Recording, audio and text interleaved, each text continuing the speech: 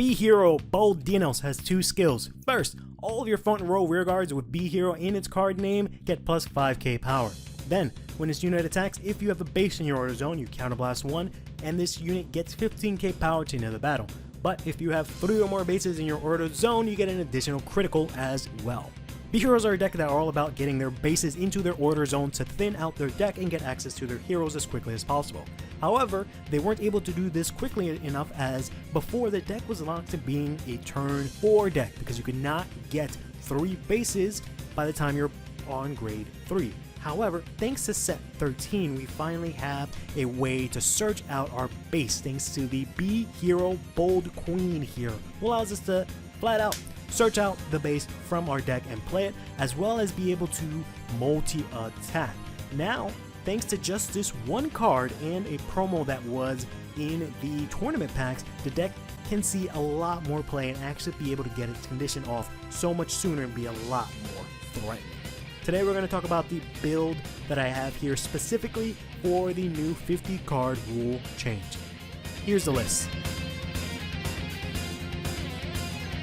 Let's jump into this deck profile.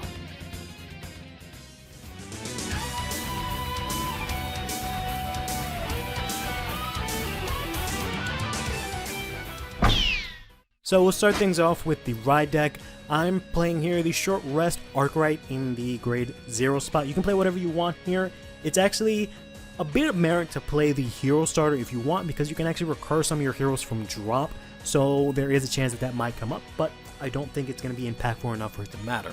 Then next up here we have the B-Hero Bold Gopher here. This is essential for the deck. You kind of have to play this in the ride deck no matter what. Because it has the skill on ride, you can search your deck for up to 1 base, add it to your hand, and shuffle your deck. This is nice because it gives you that 1 free base that you can actually use, and you only have to worry about getting the other 2 into play.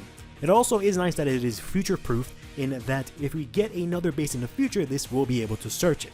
It has another skill that says when it boosts the B-Hero, it gets an additional 5k power. We don't, spoiler alert, play any of these in the main deck, but you can actually recur this from your drop and play it out if you need to, so this effect might actually come up. Next up, we're playing in the grade 2 spot of the ride deck. We're playing the B-Hero Bold Wire. Wired has 2 skills. First, he says that you can scout a B-Hero from your hand and put it into your base to draw 1 card. Then he has a skill that if he moves to a different rearguard circle in the middle of the battle, he can get an additional 5k power. Scouting is a mechanic exclusive to B-Heroes here, which just means that similar to Prison, you can put your heroes onto your base. I don't know if there's a specific ruling about it where they have to be, but they essentially are treated as being in the base area, and you can use different skills to call to them or place them there. Then the last card we're going to play, of course, is going to be the Unite Dinos.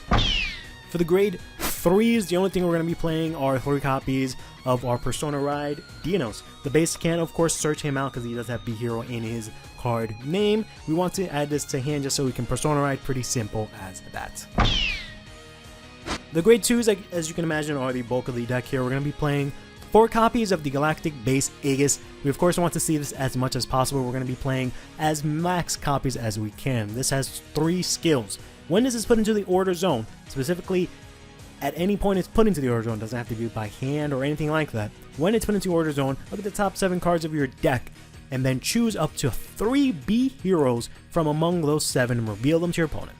Then you choose one of those up to 3 cards, put them into your hand mandatorily, and then you can put the rest into your base. You can search up to 1, but whatever you search has to come back into your hand. Then of course you shuffle your deck. So this is insanely great because if we manage to get all 3 of the bases as we're planning to do so, this means that we can possibly take out 9 cards from our deck, which is insanely huge. Heroes' biggest strength is one, that they can always get their pieces, because of the fact that they can play their base to get the pieces. Their second biggest strength is that they can thin out their deck insanely well to the point where only things left in deck are triggers. The second skill says that you can rest discard a card from your hand to choose one of your scouted cards, which grade then are equals to your Vanguard, and call it out to rear. Likewise, the third skill says that when your unit is being attacked, you can Soul Blast 1, rest this card to then choose a scouted card and guard with it. So you can use your base as a bit of a toolbox as you're able to pull out heroes to then call them out, but you can also use them to guard. Like, for example, we're playing 4 copies here of B-Hero Bold Shield. This guy here has 2 skills. One, whenever he's scouted, you soul charge 1. This is mandatory. Then he has another skill that says, if you have a base and you have a Vanguard or B hero in his card name, this gets 10k plus shield. So this becomes a 15k shield, the same power, or rather the same shield value as a trigger, which is insanely good because you mainly want this in your base so that you can then scout him during your opponent's turn to guard with him. This gets around a lot of pesky little guard restricts because it's not being used from your hand for once, but also just in general allows you to have access to shield value that is not triggers that you can pull out from your deck, so you can actually check your triggers offensively as well. The first skill is also really important now because we use a lot of soul in this deck, and it's actually really easily to soul charge something like a base or a hero that prior was a huge detriment is now actually a huge plus because you can very easily get that back from your drop.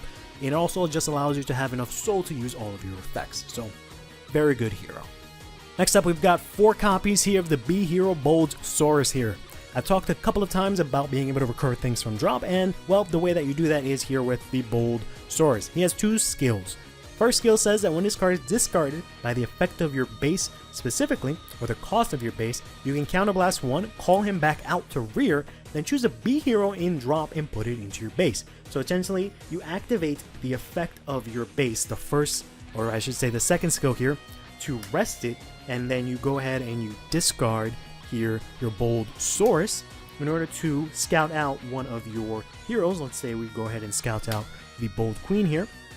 Then we can go ahead and counterblast 1 to then take that same Saurus that we just dropped, put it back on the field here, and then take a card from drop and put it into our base. So it really easy allows us to recur all of our cards from the drop, which is insanely great because it allows us to reuse a lot of our heroes, and also the fact that it allows us to call him out is really good because it makes it so that the exchange of using the base is actually positive. Then he also has another very important skill that says during your turn, if your order zone has 2 or more bases, you can have this get 10k power, which means it's able to hit in combination with Dinos a whopping 25k on its own, which is pretty solid, 35 on Persona Ride. So this is going to be your main attacker for the deck. So overall, it's just used for utility and for offense. Next up, we have 4 copies of B Hero Bold Queen here. She says, on place, if you have a Vanguard or B hero and you did not put a base into your order zone this turn, you Soul Blast 1 discard, search your deck for up to 1 base and put it into your order zone and shuffle. As I mentioned before, the base does not say it has to be played for hand or anything like that. So as soon as that base hits the order zone, you can look at then the top 7 to add 3 heroes from among them either to your hand or your base, which is insanely great. The main thing about this card is that it just allows us to most importantly be able to finally get 3 bases by turn 3. Because you can either play a base that you had with the Gopher. After you play her skill giving you 2, you can use the Bold Piranhas to then get your 3rd, or you can use another copy of her on your grade 3 turn to guarantee you have the 3. Before, it was literally impossible unless you high rolled with the Bold Piranhas here in order to get the 3 bases, but now we have an extremely consistent way of doing so. We before, of course, had some order searchers, but they were non-hero cards. Now we have a specific hero that actually searches out our base. But it does not end there, because Bold Queen has another skill that says at the end of the battle, this unit attack, if you have a B hero and 3 bases, you can counterblast 1, retire her, and then choose one of your scouted heroes and call it out to rear. So essentially, you go ahead and you swing with her. She gets power from, let's say, your Dino, so she swings in for 15, and you counterblast 1, retire her, and you can call out any hero that is currently scouted in your base, including herself, and then do that again continuously for as much counterblast as you have, which means that the deck finally has a lot more offensive pressure. The deck was pretty good in terms of power. It hit a pretty high ceiling or a pretty middle level ceiling, and it was very easy to get to that ceiling very quickly, but it doesn't go beyond that ceiling.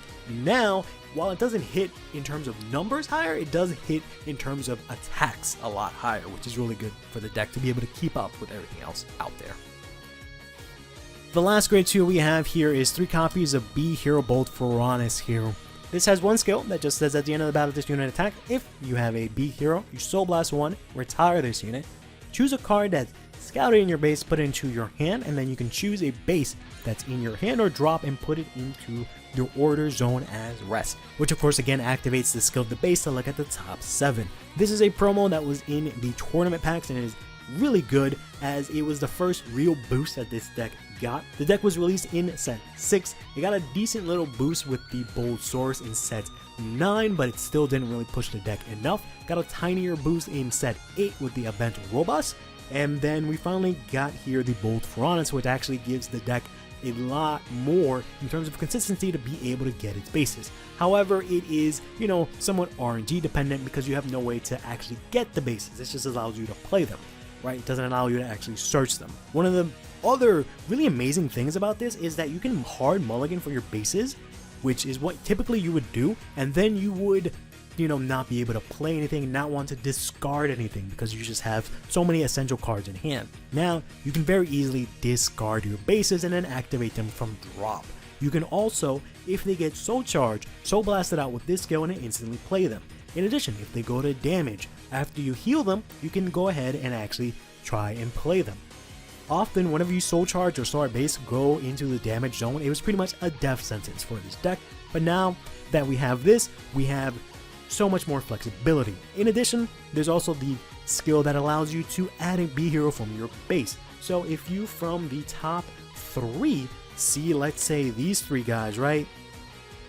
Typically what you do from the top 3, if you see the Persona Ride, you add that to hand and put everything else in base, because this is really the only hero that doesn't have shield value and that you really want to play from your hand.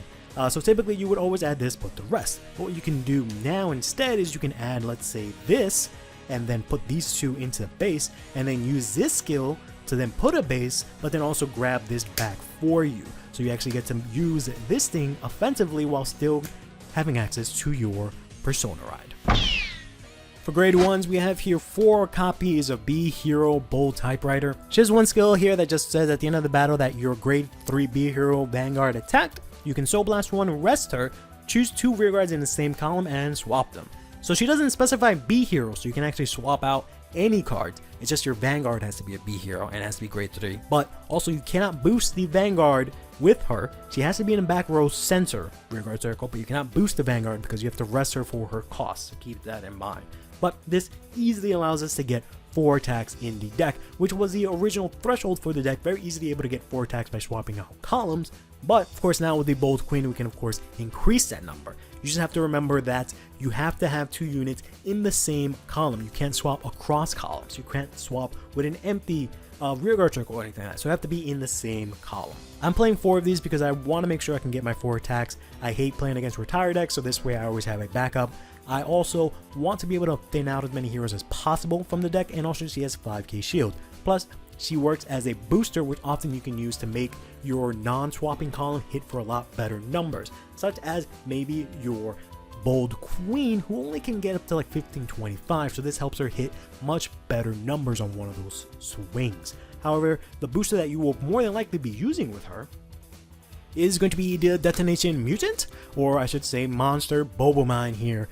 This is a card from set 1 that just says at the end of the battle that it boosted. If you have a order in your order zone, you can put this into Soul Encounter, charge 1. The 50 card rule change benefits probably heroes I think the most out of all the decks that we currently have in Standard. Bobomine in general is really great because it is a booster, so it can very easily go to Soul as well from its own skill and free up a spot for you to be able to use it for the typewriter swap, or you can also just use it as a booster to give you numbers. You can use this early game if you want to do some aggro, but also use it early game to get some counter charge if you'd like. It allows you to be really aggressive because you can technically on turn 2 go ahead and use the Bold Saurus and use his skill if you'd like to as well, and sometimes you can actually even trigger Bold Queen skill on turn 3. This allows it so that you can actually use the skill of all of those heroes while also still having the counter blast available for your DNOs to get the crits. For the PGs, we're going to be playing 4 of the unit PGs and 1 of the Elementaria. The Elementaria is becoming a lot more important right now because we're going to have a lot more grade 4 decks roaming around, so it's pretty important that you try and pick up one of these while you can. The PGs have the skill that when you guard with this, you can choose a unit and it doesn't get hit for the end of that battle. But if you have 2 or more cards in your hand, you do have to discard a card from your hand. However, if you only have one or no cards left, you don't have to discard, which is really nice. Then the Elementaria has the same thing where you can choose a unit and it doesn't get hit, but it is a blitz order, so it gets around certain restrictions that say if you were to play a card from hand, so on and so forth. But also it says if your opponent has the triple drive ability, you can pay this for free. You don't have to discard, which is really good against something like a Stride deck that does have triple drive, so you can play this for free. For the triggers, we're going to start out with 2 copies of the In Soul crit. I don't really ever use its ability to put it up into Soul. You don't really have the space to play boosters on your board, so you can very easily swap this out for whatever you want. I will probably eventually swap it out for a Bang Dream crit, but I am a big fan of Outer Orange, and she tends to do these funny little splits where she plays like 2 of these or 1 of the critical triggers that go into Soul, but the rest is going to be just normal crits, vanilla crits, for a total of 7 here. Then next up, we're going to be playing 4 draw triggers. You can try and play front triggers. Because of Typewriter, the skill to swap out stuff in a column, the fronts don't work as well, so you're really just using for the shield value, which you don't entirely need, but it is always good to have extra shield value. I'm using the draw triggers because you don't actually plus a lot in this deck. You play in order and do some interactions like that let you break even thin out your deck, but you don't actually add additional cards into your hand. You can try and play only 3 of them. I think that's pretty justifiable. I'm playing 4 right now because of the extra 50 cards. I feel like it's a lot safer to play this because there are a lot of situations where I've actually decked out with this deck. So I felt like you need to instead just play fronts to not deck out, because you can go through your deck insanely quickly. But I think for now it'll be safe. I might end up switching to 3 draws later on. Next up, I have 2 copies of the Effect Heal that is 10k base, but says if the unit you're guarding against has attacked 2 or more times this turn, this gets plus 15k shield. And then the other Effect Heal that is the same thing, but if the unit has an additional critical by an effect this turn, it gets plus 15k, but it's 10k base shield. The main reason I use this is that these, conditions come up more often than not.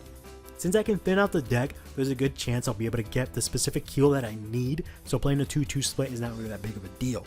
Plus, I have stuff like the Bolt Heal to make up for their lack of shield value, so it's not the biggest detriment, but I can totally see playing just normal heals here. There's also a good argument to be made for playing the essentially grade less than your opponent's Vanguard heals, since again Stride decks and grade 4 decks are pretty prevalent right now. But also most importantly, because along with the 50 card main deck change, you can also choose whether or not you go first or second if you win the die roll. So if you play these, you can always go second and always have the extra shield to have those active, so keep that in mind.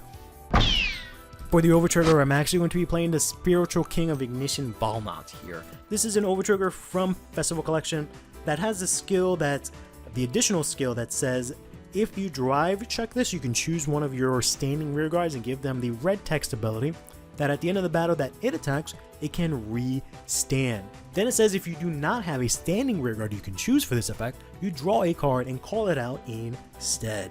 The reason we're using this instead of the somewhat pretty obvious Elder Breath here is that Elder Breath really clashes with Typewriter. Typewriter switches out stuff after the Vanguard attacks, so really the only thing that'll get the double power, double crit from Elder Breath is the non-swapping column if you did not attack first with it, the Vanguard who already attacked and had a crit, so possibly already got PG'd, and that is it, because you have to swing with your rear guard in the swapping column in front first to then swap it out to get the max number of attacks.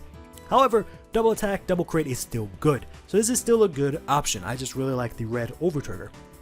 Likewise, the blue Overtrigger is still a fine option. I don't know if there's really a lot of targets you want to specifically add to hand per se, aside from like a PG or something like that, but that's always something good, and getting an additional crit is also fine.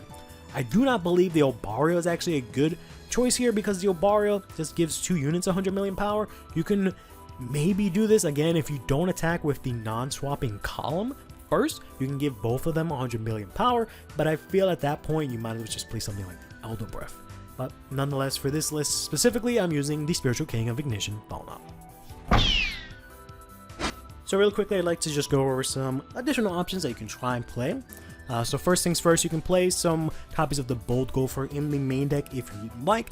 If he only got 5k for attacking or existing. If you had a B hero Vanguard, I would use him, but since he's only on boost, I don't like him, but he's a good option if you'd like to rush with, early with him, and then maybe easily use him to boost up one of your columns. We got a new hero in set 13. This is the B hero Carpus here. I've tried this out a few times. I'm not a huge fan of it. I don't think it does enough for the deck to warrant it. With the 50 card expansion, you can make space for it, but I decided to opt in for an extra bowl mine instead after doing some testing. This is a grade 3 that says at the end of the turn, you can scout itself and a card from your hand that is B hero onto your base, draw one, and then restand one of your bases. So it allows you to just put something into your base that you maybe drive checked and then get rid of itself, but I don't really see a lot of merit in that right now.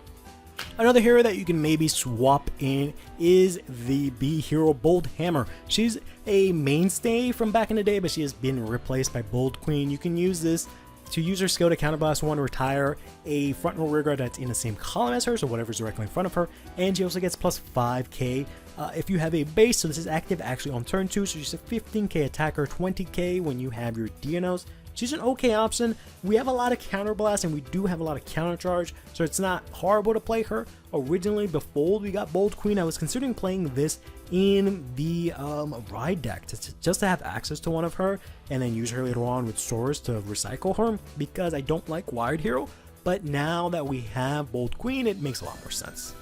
You can also consider this card from set 6, the Capable Helper.